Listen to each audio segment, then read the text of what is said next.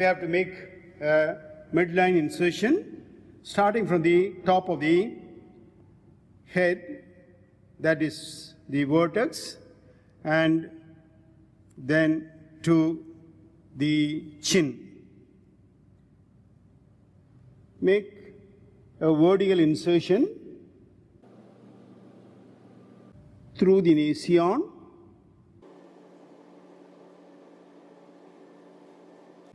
then make another vertical insertion from the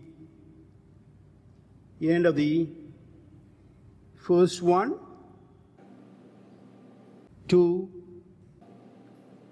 the auricle. Then a horizontal insertion from the lateral angle of the eye to the auricle. Extend the insertion around the eye.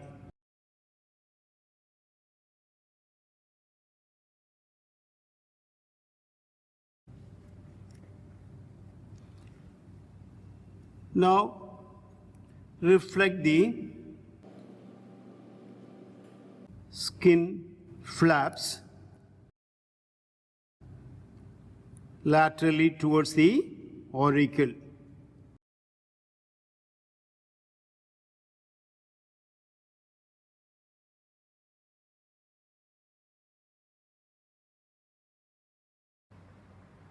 After the skin incision is made, the skin flaps are retracted laterally to visualize the facial muscles.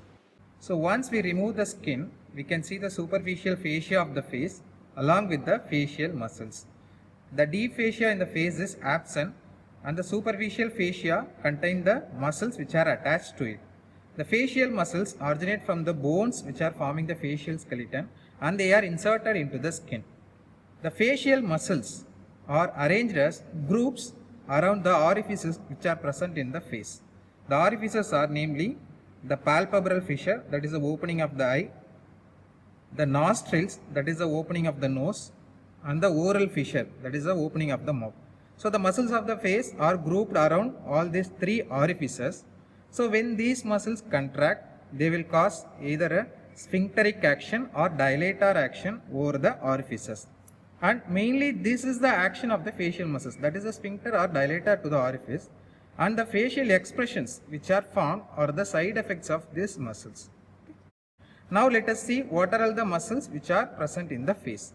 First let us see the muscles which are grouped around the palpebral fissure. There are three muscles which are around the palpebral fissure, namely this is the frontal belly of occipitofrontalis, and we can see an orbit shaped muscle here. This is the orbicularis oculi, and in the superior and medial aspect there is a smaller muscle here. This muscle is the corrugator supercilii muscle. So three muscles are present around the palpebral fissure. Orbicularis oculi is containing three parts. One is the orbital part that arises from the medial palpebral ligament and passes over the upper eyelid and the lower eyelid, and it is also attached to the frontal bone and the maxilla.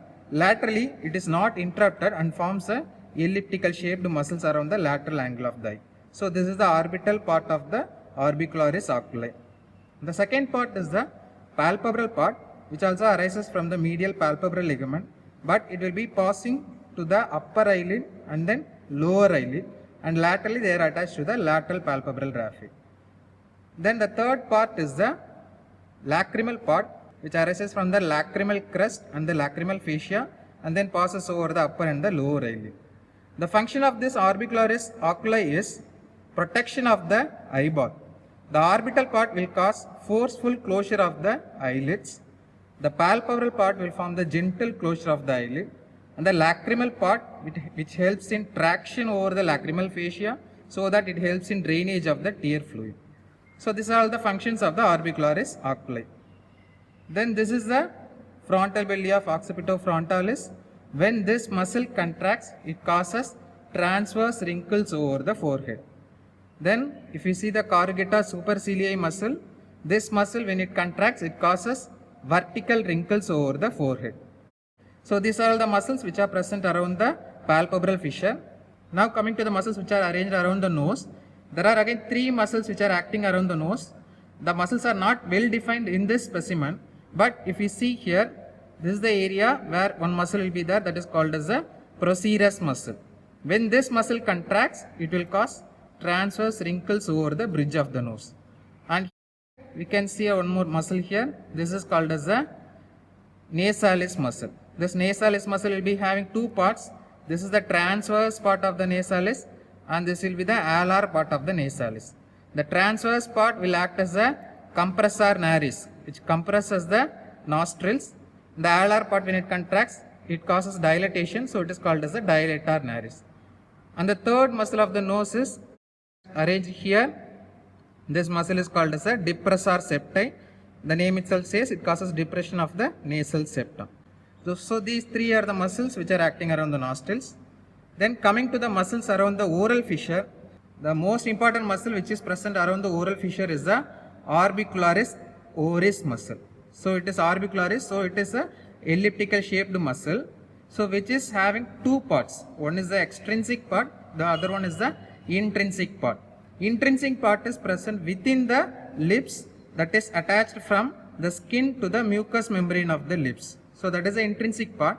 If we come to the extrinsic part of the orbicularis oris, which is formed by totally 9 muscles. Out of the 9 muscles, the 3 muscles will be acting and going to the upper lip.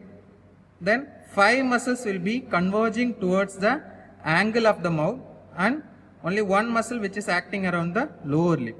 We will see what are the muscles which are forming the extrinsic part. When we come to the muscles of the upper lip, there are 3 muscles. One muscle is the, you can see a muscle here. This muscle is levator labiae superioris alacpinaceae. This will be giving a slip to the upper lip and also it will give a slip to the nose. Then the second muscle is, you can see another muscle here. This muscle is the levator labiae superioris muscle, elevator of the upper lip. And the third muscle, a smaller muscle which is arising from the zygomatic bone going to the upper lip. This muscle is the zygomaticus minor muscle. So these 3 are the muscles which are going towards the upper lip, forming the extrinsic part of orbicularis oris. Then coming to the muscles which are forming the lower lip, here we can see one muscle here. This muscle is the depressor labiae inferioris muscle. So it depresses the lower lip. Only one muscle which is acting around the lower lip. So upper lip 3, lower lip 1. Then coming to the angle of the mouth, there are totally 5 muscles which converges towards the angle of the mouth. They are, here you can see just deep to this levator labiae superioris muscle, one more muscle will be there. That muscle is not well defined here. That muscle is called as a levator anguli oris muscle, elevates the angle of the mouth. Then the second muscle from the zygomatic bone towards the angle, the larger muscle, this is known as the zygomaticus major muscle. Then we can see another thin muscle here. This muscle is the buccinator muscle. If you see, if I probe through the oral cavity, you can see the buccinator muscle. So this is the buccinator muscle. Then the next muscle is the risorius muscle. Actually risorius muscle is the posterior most part of the muscle from the neck. This muscle is the platysma muscle which gives a slip towards the angle of the mouth. That muscle is a risorius muscle. Then the last muscle going to the angle is this one. This muscle is the depressor anguli oris, which depresses the angle of the mouth. So totally 5 muscles. All these 5 muscles, when they approach the angle of the mouth, they interlace with one another and it will form a fibronodular structure. It is called as a modiolus, which is located lateral to the angle of the mouth. So totally 9 muscles which are coming towards the lip and they intermingle with one another forms the extrinsic part of the orbicularis oris. There is one more muscle in the chin. This muscle is called as mentalis muscle. So these are the muscles which are present in the face. And coming to the nerve supply, motor nerve supply of the face, as you already know, the motor supply of the facial muscles are formed by the branches, that are the terminal branches of the facial nerve. If you see here, if you go just little laterally, we can see the external ear. Just in front of the external ear, we can see a gland here.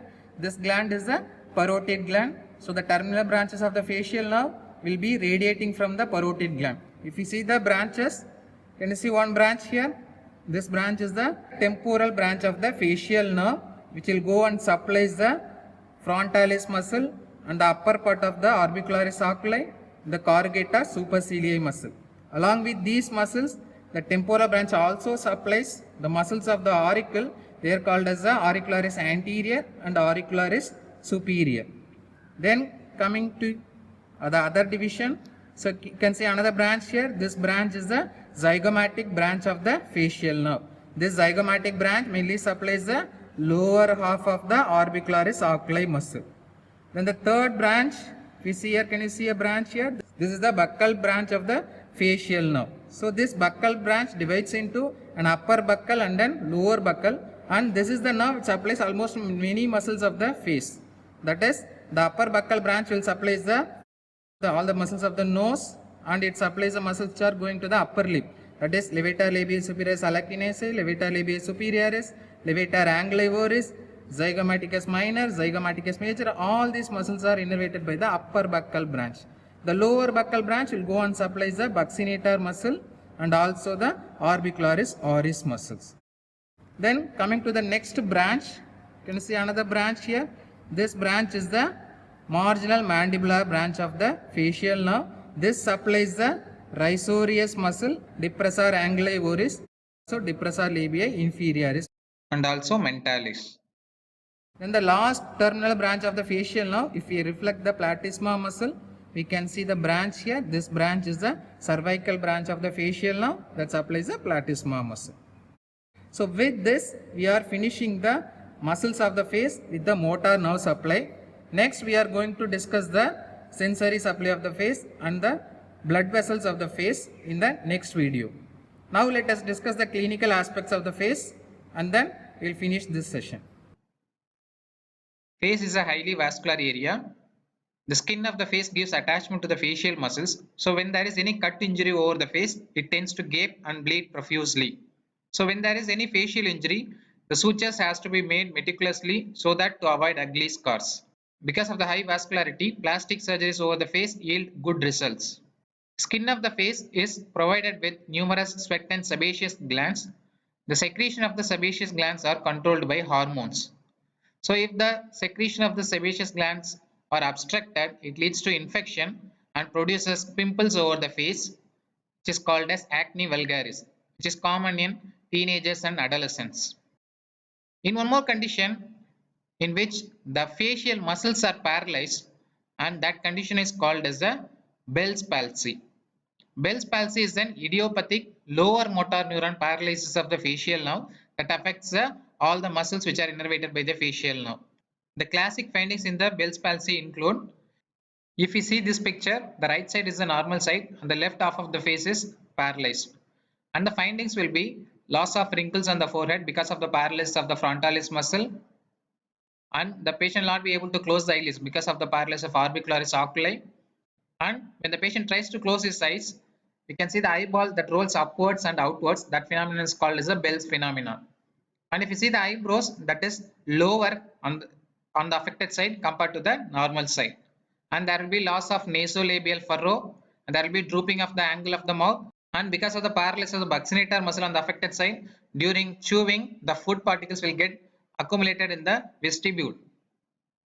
And the angle of the mouth will be deviated to the opposite side when the patient tries to smile.